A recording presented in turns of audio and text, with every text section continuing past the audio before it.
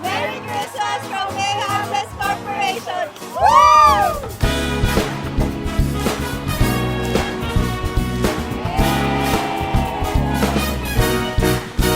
O bakit kaya tuwing Pasko ay dumarating na ang bawat isa para bang namomroblema? Hindi mo alam ang regalong ibibigay ngayong kahirap na nitong ating buhay. Meron pa kayang karuling at Noche Buena kung tayo naman Merry Christmas ay from kapos May at Harvest wala ng Corporation. pera?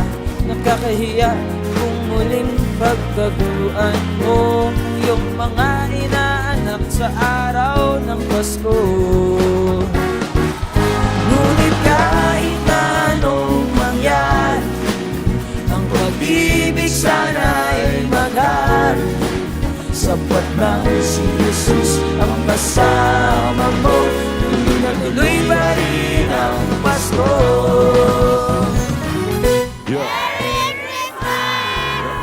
Merry Christmas! Merry Christmas! Ngunit kahit anong mangyari, ang pag-ibig sana'y maghari. Sapat na si Jesus ang kasama mo, hindi na tuloy. Kaya ngayong gabi, lahat ng gagawin natin, sabi nga ni Father, kailangan nakasmile. Tuloy pa rin, tuloy pa rin, Merry Christmas! tuloy pa rin ang Pasko. Sana next year mas malaki pa yung party natin kasi yung May Harvest. Ito yung parang symbol na maraming harvest. Ibig sabihin maraming pera. Binulungan ako dito. 15 years na pala tayo magkasama. 15 years. Masaya ba kayo sa 15 years? Mas masaya ba ang 20? Mas masaya ba ang 25? Merry Christmas, May Harvest Corporation!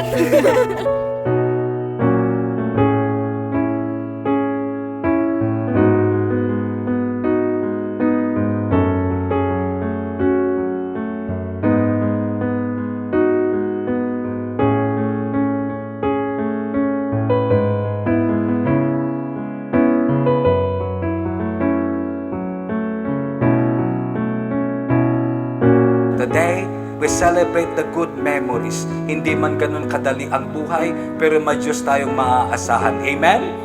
Hindi man kadali ang ating pinagdadaanan, may Diyos tayong matatakbuhan. Amen? I'm so honored today na kasama kayo sa celebration. Sana po, ilagay natin sa puso natin, mahirap man ang buhay, may Diyos po na hindi magpapabayaan.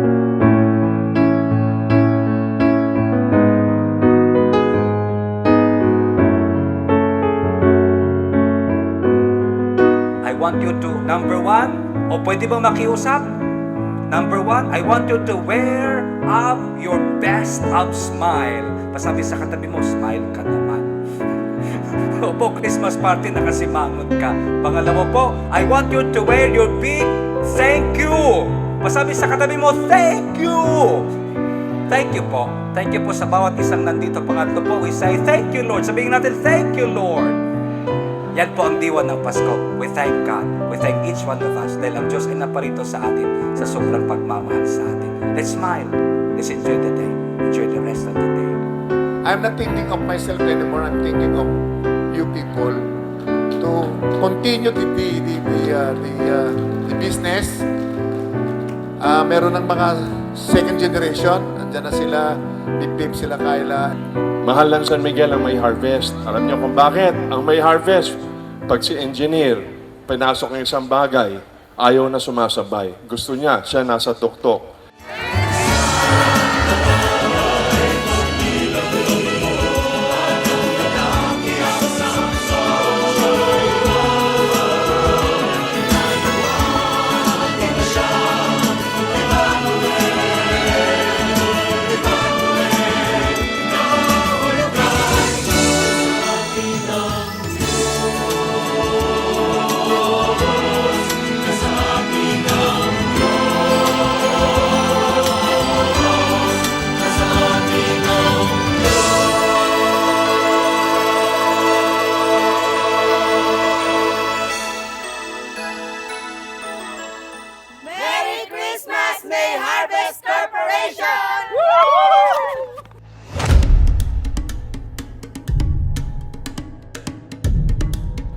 magdadagdag ng volume, magdadagdag ng tao si Ma'am Claire, mas maraming pamilya ang matutulungan para sa ikaunlad ng ating ekonomiya.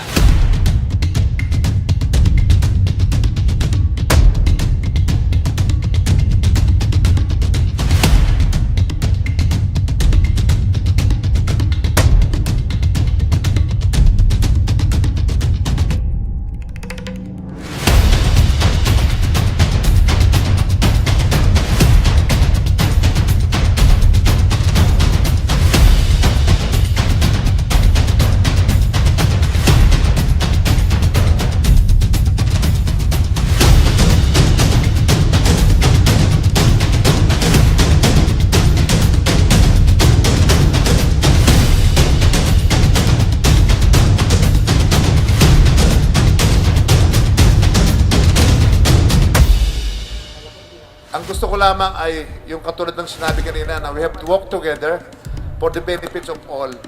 Hindi yung sa iyo lang sarili, kung hindi sa atin lahat. Sinong mahal ninyo?